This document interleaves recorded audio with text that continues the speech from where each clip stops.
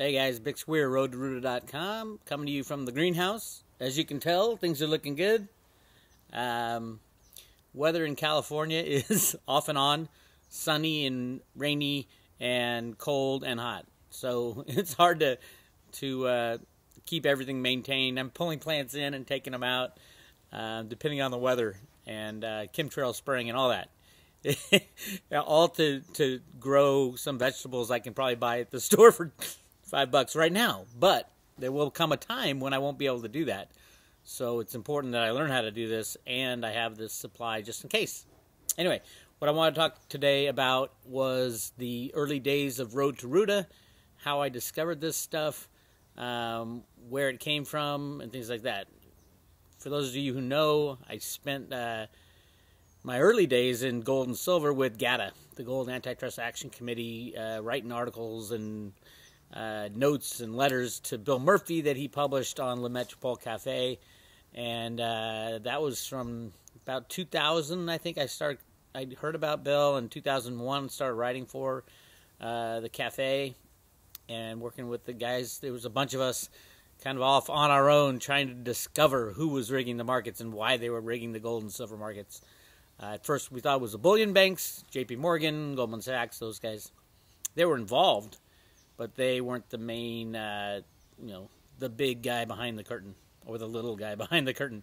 And it wasn't until January 1st, 2007 that I discovered the Road to Ruta stuff, because that was the day that the Fed Boston posted on their website 3 comic books.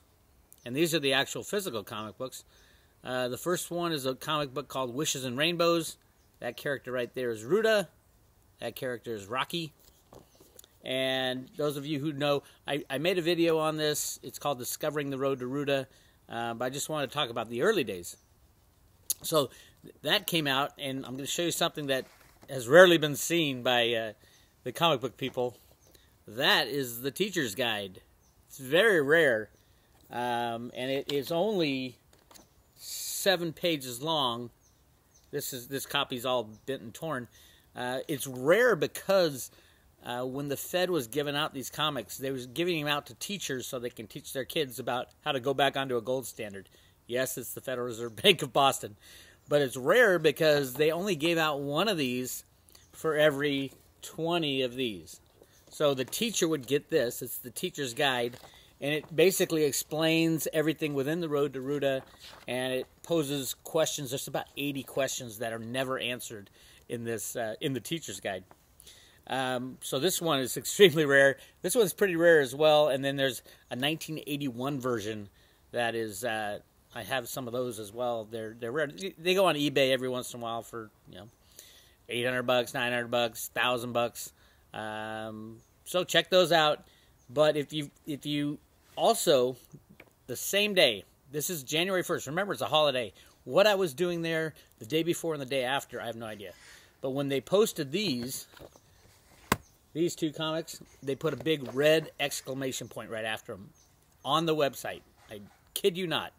Absolutely screaming that there's something to be seen here. And this is the 3rd thing that was posted. It's called Banking Basics. And if you look through this, it's kind of boring about banking, but it does have, as you can tell, see the kid there putting a gold coin in a piggy bank. Remember, this is the Fed Boston. We got people standing in line with gold coins in their hands. And then we got, this is the one I love, people going to banks, cashing in or cashing out of gold coins. And see the graph, the chart of the price of gold on the back? That's the future, my friends. We're going to be dealing in real physical gold coins and paper dollars at the same time. Probably some kind of redemption backing, redeemable. But another really cool thing that I have shown some people, my followers at roadtoruta.com, is on page 31 of the Banking Basic booklet. They have a section called Why Banks Fail. And here is the greatest picture I've seen. See this Fed with the sun shining, and see the little crack opening in the door? This has everything to do with this painting, which is the Gata painting. See, the Fed is cloaked in darkness, all the doors are shut, and there's some light coming from, that's Bill Murphy right there, light coming. I'm one of these guys, I don't know which one. This is the Gata gang back in the early 2000s, but that was our goal, to shed light on what the Fed was doing. And then the Fed comes out, Fed Bank of Boston comes out with this. Open sunlight, open door, right before the banking crash of 2008, which was forced by, I believe, Greenspan and those guys. So, really interesting stuff. But I wanted to go back to that first day. It was on January 1st. On December 31st, that was where my research was had stopped.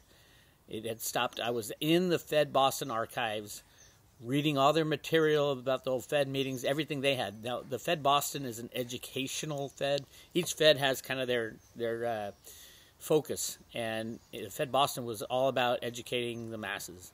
So they have all these booklets on the history of money and things like that. But I was there December 31st. These comics were not put up on the website at all. But the next day, on January 1st, 2007, they were posted in an electronic form, and then you could order the paper copy, which I ordered quite a few of them. But they had big, gigantic red exclamation points, and I'm like, what in the world? And remember, I had thought it was the banksters doing all the rigging, and I knew the government was kind of in their pocket. I thought they were in their pocket. It was the other way around. The banksters were actually rigging the markets for the government in order to prolong the unbacked fiat monetary system. Those of you who have looked into my work kind of get this by now. Well, remember back then, we had known nothing. We knew, there was these big banks, and they were bad, and then the 2008 crash hit, and nobody was ready for, the Gata guys are ready. We're saying, hey, we can't bail out these banks. These are criminals. They're rigging the market every day. But the people weren't ready. Nobody knew about what was going on with the banks. And now we have movies like The Big Short and Michael Lewis's book on computer market rigging. It still didn't go far enough. It goes back to the very invention of computer programs back in the 1960s.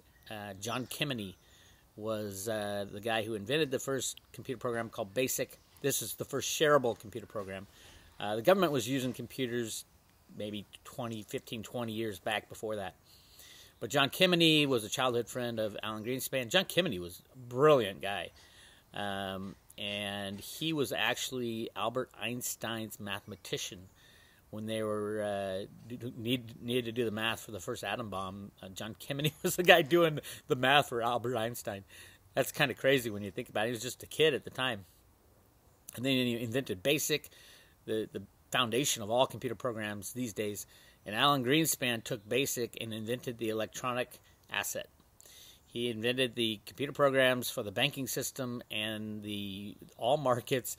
And that's how they rigged the markets from the early 70s all the way until today via computer programs run off computers right now controlled by Steve Mnuchin, who is our Treasury Secretary. His job at Goldman Sachs was computer market rigging. He was the head of IT for Goldman Sachs. It's all about computer market rigging, all about rigging the markets to last another day, because when you go off the gold standard, almost instantly the price of everything goes up because they print too much money. And that's exactly what we did, but the price didn't go up of anything and had everybody confused. The price didn't go up because the prices were rigged. The prices of gold and silver are rigged. The prices of oil are rigged. The prices of food is rigged. The prices of every currency is rigged. And it's all done with computer programs. Very, very easy to do. Very easy to do. It's a click of a mouse. Click. Sell, X amount of derivative contracts, because every single exchange these days, prices are determined through derivatives and not the actual underlying asset. That has to do derivatives for gold and silver, derivatives for food, derivatives for oil, derivatives for currencies. It's all derivatives these days. That's why J.P. Morgan claims to trade $2 to $5 trillion worth of assets every single day out of their secret Florida office. They're all derivatives. And that's why they have a derivative book of $50 trillion or so. Just another reason that when the banking collapse happens and a couple of these big banks go, it's a chain reaction. They will all go. Every single bank, every single electronic asset will be swept up in this. That's why it's so big. It's such a big deal about allowing them to rig the markets, the CFTC not doing their job, the SEC not doing their job. I take that back. They are doing exactly what they are supposed to do. They are supposed to run cover for the Treasury and the Fed and the big banks when they rig the markets. That is their job. Market stability, that's what they're in charge of, market stability. The only way to have market stability in today's market is to rig the prices further and further and further. Ultimately, it will end. What day it will end, I don't know. If you believe The Economist magazine, it says we go into a one world currency in 2018 and with a gold medallion around the phoenix's neck. Doesn't mean one world government. Everybody gets that confused. One world currency and one world government are two different things. Gold is not necessarily controlled by a government. It's controlled by computer programs right now. But a one world currency of gold is completely different than a one world currency of central bankers and government entities controlling and rigging the prices. We can have a one world currency. Actually, gold has always been a one world currency because gold is accepted anywhere in the world as money, and it'll rightfully take its place as money again. The problem with gold is nobody knows how much gold there is out there anymore, because there's been so many lies and so many derivatives made of the gold that supposedly countries have. Nobody knows how much gold is out there. So this is something we get to deal with over the next 6 months, 8 months, is the breakdown of the old system, and we move to something new. The cryptocurrencies will be involved. Gold will be involved. Silver might not be involved in the currency side because it will be too rare and too valuable to use as a currency, because it is needed in all these new technologies that are coming out. So I'm real excited about silver, real excited about some of the cryptos. I think a lot of them will crash when the banks crash. I tend to stick with just Bitcoin and Ethereum. There'll be others that survive, but not the 700 that are 700 plus that are now trading. Most of those will be absolutely gone. So be careful when you're getting into the crypto world. Get your core position of Bitcoin and Ethereum, and then you can play around with the other stuff. But take your initial investment off the table when you can, and then it's just play money, and you don't care if it goes up, down, or sideways. Anyway, this is Bix Weir, roadtoruta.com. Make sure you subscribe to these videos and go to the Road to Ruta website and put your name in. You get a free book, Silver, Gold, Bitcoin, and God. And I'll be talking to you later.